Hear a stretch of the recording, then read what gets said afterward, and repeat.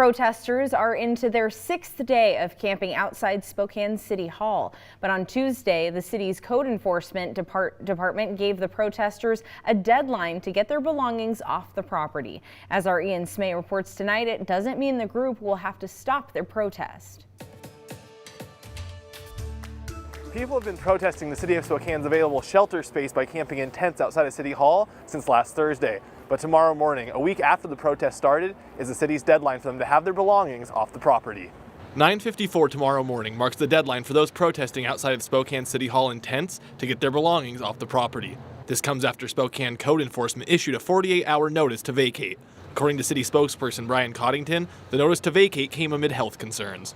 The communication that's been made with those who are out front is related to growing health and safety concerns and considerations, both for sanitation and garbage issues, but also for the communicable diseases. So COVID, but other communicable diseases. Code enforcement will throw out any garbage left behind, and anyone leaving personal belongings after the deadline could have code enforcement store their property. Connington says those with property being held by code enforcement will be able to retrieve it for free.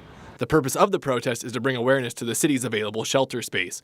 Connington says the city has added beds through additional shelter space as well as renting out hotel rooms, but those protesting contend it's not enough. According to Coddington, they can still protest outside City Hall after tomorrow morning's deadline, but they won't be able to have their belongings such as tents on the property. They also will have to make plans for where they will be staying.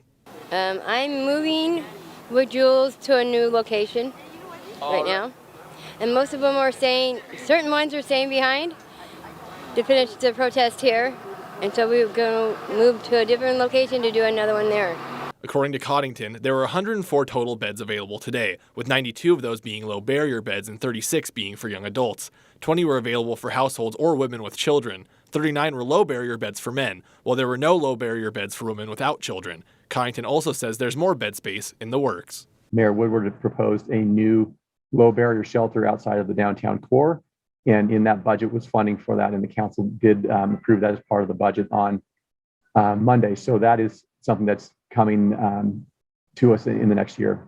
A similar protest with people setting up tents outside City Hall happened in December 2018. Police and city crews cleared that protest after a similar vacate order, and 2 people were arrested for obstructing a law enforcement officer after refusing to follow orders. In Spokane, Ian Smay, KREM 2 News.